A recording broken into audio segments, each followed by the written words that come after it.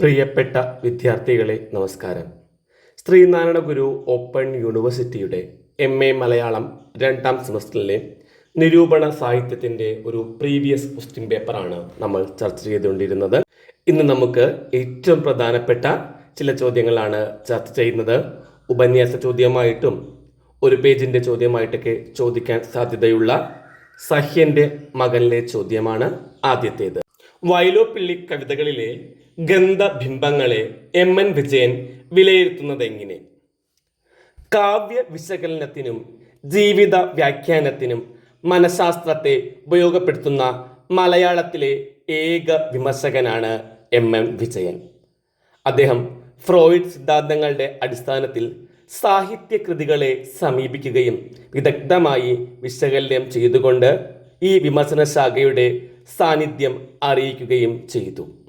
വൈലോപ്പിള്ളി ശ്രീധരമേനോന്റെ സഹ്യന്റെ മകൻ എന്ന കവിതയ്ക്ക് MN വിജയൻ എഴുതിയ അതേ പേരിലുള്ള നിരൂപണമാണ് സഹ്യന്റെ മകൻ. MN വിജയന്റെ വൈലോപ്പിള്ളി എന്ന നിരൂപണ ഗ്രന്ഥത്തിലാണ് പ്രസ്തുത ലേഖനം ഉൾപ്പെടുത്തിയിട്ടുള്ളത്. വൈലോപ്പിള്ളി കവിതകളിൽ നിറഞ്ഞു നിൽക്കുന്ന ഗന്ധബിംബങ്ങളുടെ പെരുപ്പവും കരുത്തുമാണ് ഈ ലേഖനത്തിൽ അദ്ദേഹം ചർച്ച ചെയ്യുന്നത്. വൈലോപ്പിള്ളി കവിതകളിൽ താളം ഉണ്ടെങ്കിലും രാഗം കുറവാണ്. എന്നാൽ ഗന്ധങ്ങളുടെ ഒരു സാമ്രാജ്യം അതിലുണ്ട്. അമൃതിൽ മണമെൻ്റെ ജീവനിൽ തളച്ചിട്ടുണ്ടതിലൽപ്പമെൻ പാട്ടിൽ വാറ്റുവാൻ കഴിഞ്ഞെങ്കിൽ. ഇവിടെ മരണത്തെ ജയിച്ച അനുഭവത്തിൻ്റെ മണമാണ് കവിതയിലെ ജീവൻ. ഇവിടെ മരണത്തെ ജയിച്ച അനുഭവത്തിൻ്റെ മണമാണ് കവിതയിലെ ജീവൻ. ലില്ലിപ്പൂക്കൾ, നിന്റെ ഹൃദയം തുടങ്ങിയ കവിതകളിലൊക്കെ ഈ ഗന്ധത്തിൻ്റെ പ്രയോഗം കാണാം. വിചിത്രമായ രതി തന്നെയായി അത് കവിതയിൽ പ്രത്യക്ഷപ്പെടുന്നു. ഈ രതി ജീവിത രതിയാണ്. വർക്കത്ത് കെട്ട താറാവ് എന്ന കവിതയിൽ കവിത ഒരു സുഗന്ധമായി, ചുംബനമായി, രതിയായി കനിഞ്ഞിറങ്ങുന്നു. ജീവിതത്തിലെ അനുഭൂതികളുടെ സുഗന്ധമാണത്. നാട്ടുമാവുകൾ തോറുമേ തെക്കൻ കാറ്റ് വാസന തീയരിക്കെ. വാസനയെ തീയായി, കാട്ടിൽ വർദ്ധിച്ചു നിൽക്കുന്ന കാമം രേതസ്സായി. ഇത്രയും തീവ്ര അനുഭൂതിയോടെ മറ്റാരും എഴുതിയിട്ടില്ല എന്ന് MN വിജയൻ അഭിപ്രായപ്പെടുന്നു. വൈലോപ്പിള്ളി എന്ന കവിയെ സഹ്യന്റെ മകൻ എന്ന് വിളിക്കുന്ന MN വിജയൻ കവിയുടെ ഗന്ധ താല്പര്യങ്ങൾ കവിതയുടെ നറുമണമായി മാത്രം തള്ളിക്കളയാവുന്ന ഒന്നല്ല എന്നും അതിൽ മനുഷ്യ സ്വഭാവത്തിൻ്റെ ഒരു പട തന്നെ ഉണ്ടെന്നും നിരീക്ഷിക്കുന്നു. മാനസികാപഗ്രഥനത്തിൻ്റെ അഥവാ മനഃശാസ്ത്ര നിരൂപണത്തിൻ്റെ തലത്തിൽ ചിന്തിക്കുമ്പോൾ ഏനൽ ഇറോട്ടിക് സ്വഭാവ ശൈലി ഈ ഗന്ധ താല്പര്യത്തിൽ കാണാം. മനോവിശ്ലേഷണം എന്ന പുത്തൻ വിജ്ഞാനം കലാരൂപത്തിൻ്റെ അർത്ഥത്തെ സൂക്ഷ്മവും ഗംഭീരവുമാക്കും. വൈലോപ്പിള്ളി കവിതകളിലെ സ്വർണ്ണ പരാമർശങ്ങൾ നമ്മുടെ മനസ്സിലെ ഏനൽ ചിത്തവൃത്തികളെ ഉണർത്തുന്നു.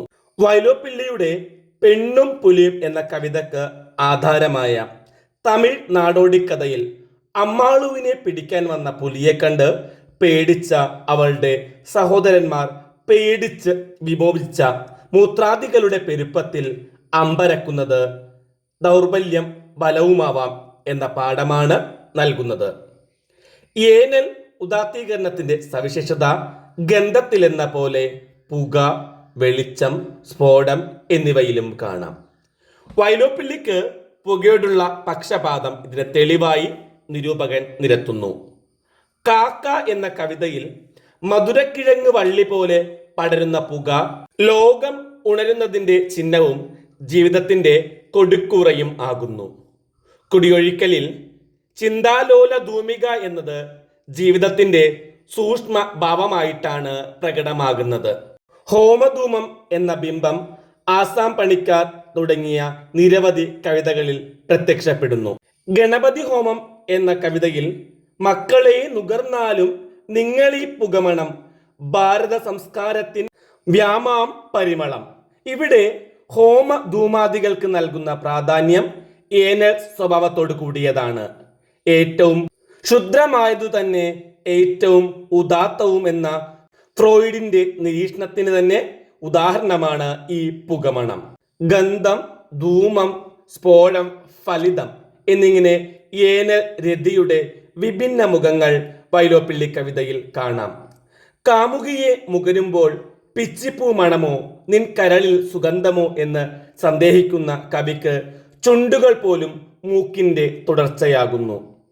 കുടിയൊഴിക്കലിൽ എത്തുമ്പോൾ തൊഴിലാളി പെണ്ണിന് കൊയ്ത്തു നെല്ലിന്റെയും ആദ്യത്തെ പെയ്ത്തുമണ്ണിന്റെയും മണമാണ്.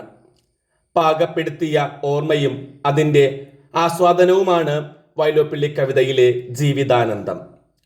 മാമ്പൂവിൻ നിശ്വാസമേറ്റോർമ്മകൾ മുരളുമ്പോൾ നാം പൂകല്ലി വീണ്ടും ജീവിത മധുമാസം. ഇവിടെ ദീപനാളം ദൃശ്യലോകത്തെ എന്ന പോലെ ഗന്ധനാളം കവിയുടെ ഭൂതകാലത്തെ അനാവരണം ചെയ്യുന്നു. വർണ്ണം, നാദം, സ്പർശം എന്നീ ഇന്ദ്രിയ വിഷയങ്ങളെക്കാൾ മൗലികവും താരതമ്യേന ശാശ്വതവുമാണ് വൈലോപ്പിള്ളിക്ക് ഗന്ധം എന്ന് തന്നെയല്ല, തൻ്റെ ശിഷ്ടസ്മൃതി എപ്പോഴും ഒരു മണമായി ആത്മാവിൽ തങ്ങി നിൽക്കുകയും ചെയ്യും. എങ്കിലും ഇതൊരു കേവല ഗന്ധമല്ല, രാഗരൂഷമായ സങ്കീർണ അനുഭൂതിയാണ്, നഷ്ടബാല്യത്തിൻ്റെ ഓർമ്മ തന്നെയാണ്. വൈലോപ്പിള്ളി കവിതയുടെ ഭാവമുദ്രകൾ ഏതാണ്ടെല്ലാം തന്നെ അടങ്ങിയ കൃതിയാണ് സഹ്യന്റെ മകൻ എന്ന കവിത. കരിമ്പാറ പോലെ സ്ഥാണുവായി മദജലത്തിൽ മാത്രം അലയുന്നവനായി തലക്ക് മുകളിൽ ദേവനും കാതിൽ മന്ത്രിക്കുന്ന പിശാചുമായി അവൻ ഇടഞ്ഞു നിൽക്കുന്നു. അബോധ മനസ്സിന്റെ വസന്ത കാനനങ്ങളിൽ അലഞ്ഞു തിരിയുമ്പോഴും പുരുഷാരത്തിന്റെ കാഴ്ചപ്പണ്ടമായി ഒരുങ്ങി നിർത്തിയിരിക്കുന്ന അവൻ എത്ര മെരുക്കിയാലും പിന്നെയും ഇടയുന്ന കവിയല്ലാതെ മറ്റാരുമല്ല. സ്വാതന്ത്ര്യമാണ് അവൻ്റെ കൊടിയടയാളം, ഭാവനയാണ് അവൻ്റെ അതിരില്ലാത്ത സാമ്രാജ്യം. വാസ്തവത്തിൽ ഗന്ധാത്മകനായ ഒരു ഏനൽ ഹീറോയുടെ സ്വഭാവ സിദ്ധികളാണിത്. സ്വന്തം മദജലത്തിൻ്റെ ഗന്ധമാണ് അവൻ്റെ അബോധ മനസ്സിൻ്റെ വന്യതയിലേക്ക് അവനെ തന്നെ കൊണ്ടുപോകുന്നത്. ഈ മദജലം കവിയുടെ തന്നെ ഓർമ്മയായ കവിതയാണ്. റൊമാൻറ്റിക് കാവ്യ പാരമ്പര്യത്തിൽ നിന്ന് വൈലോപ്പിള്ളി കവിതകളെ വ്യത്യസ്തനാക്കുന്നത് അതിൻ്റെ സത്യദർശന പാടവമാണ്. കാണുന്നതും കേൾക്കുന്നതും മുഖവിലക്കെടുക്കാതെ കാര്യങ്ങളുടെ മറുപുറം തേടുന്ന രീതിയാണിത്. സൗന്ദര്യത്തിൻ്റെ ഭൂമികയിൽ കവിയുടെ താല്പര്യം ഗന്ധമാണ്. കവിയുടെ ഗന്ധ താല്പര്യത്തിനു പിറകിൽ മനുഷ്യ സ്വഭാവത്തിൻ്റെ സവിശേഷമായ ഒരു വ്യൂഹം രൂപവൽകൃതമാവുന്നതായി ലേഖകൻ നിരീക്ഷിക്കുന്നു.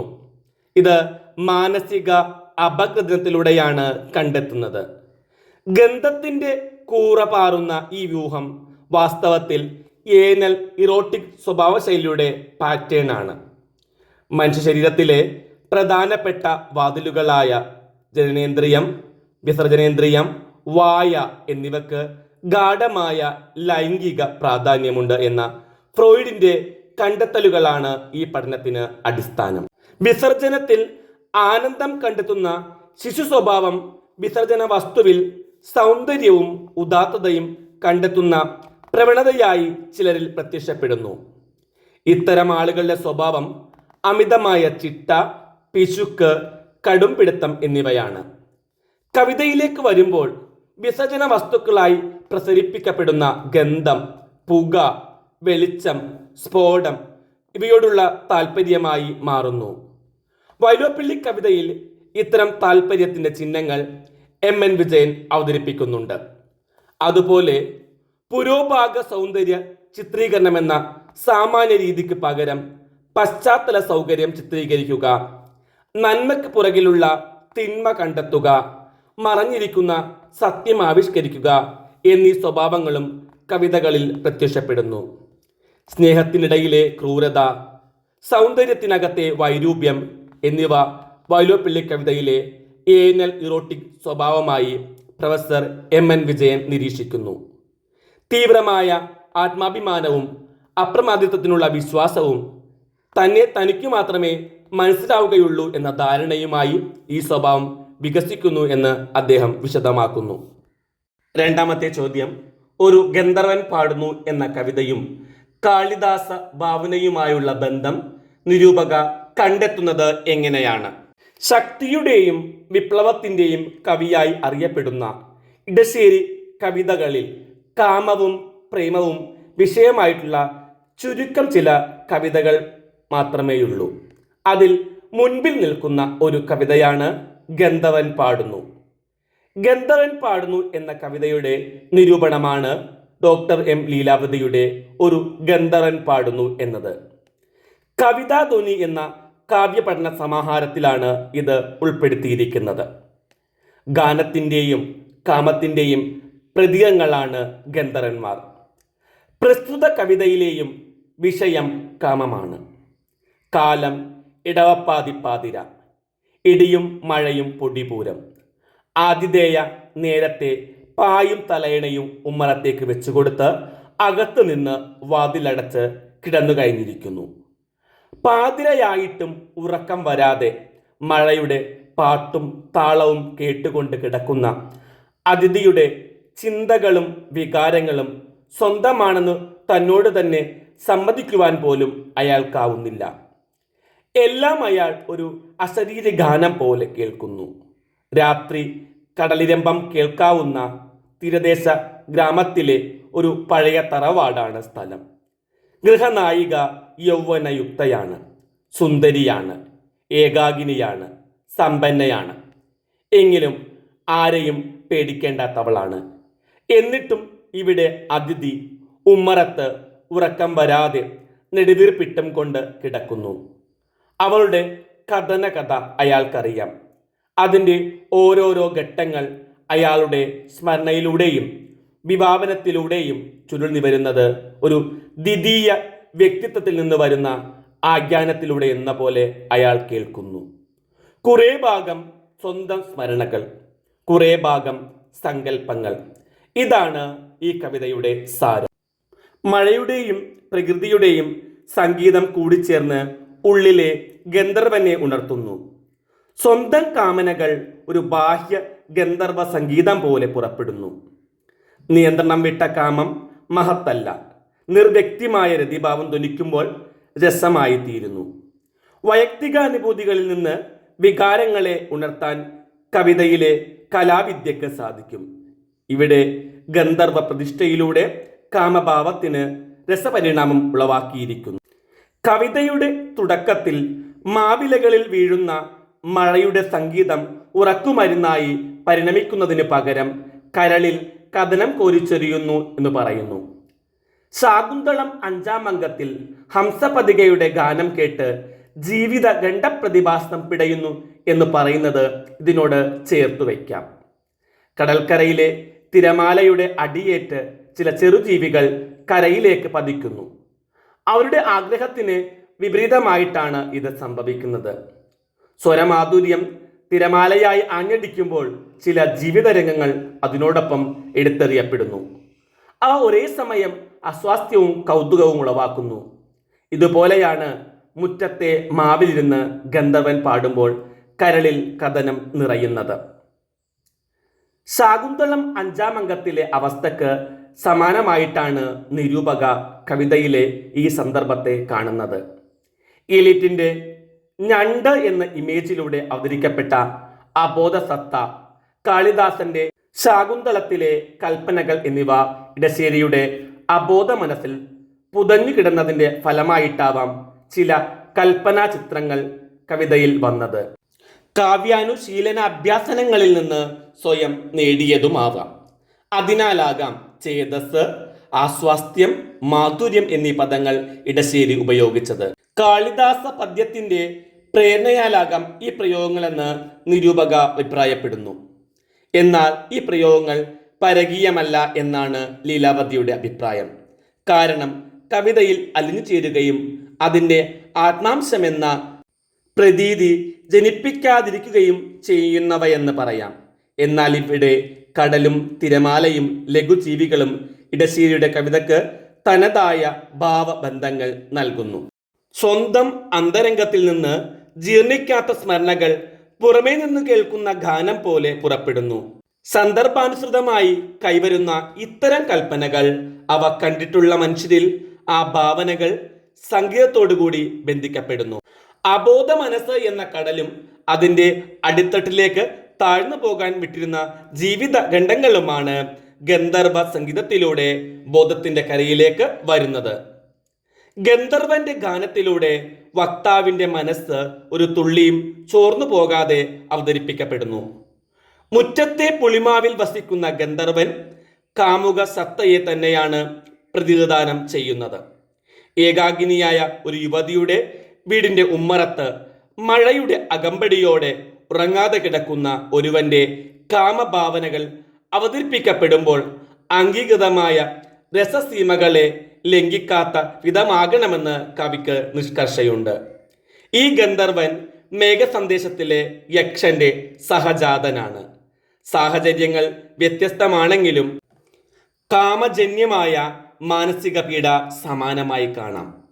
ഗന്ധർവൻ പാടി തുടങ്ങുന്നത് സ്വന്തം ദുഃഖത്തെ പറ്റിയാണെങ്കിൽ പാട്ട് അവസാനിക്കുമ്പോൾ ആ ദുഃഖം തൻ്റെ കാമുകിയുടെ അവസ്ഥയെക്കുറിച്ചാകുന്നു.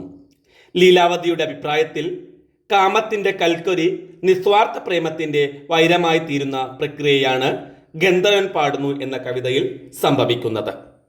ഇന്നത്തെ ക്ലാസ് നമുക്ക് ഇവിടെ അവസാനിപ്പിക്കാം. മറ്റൊരു ക്ലാസ്സുമായി കാണും വരെ എല്ലാവർക്കും നന്ദി, നമസ്കാരം.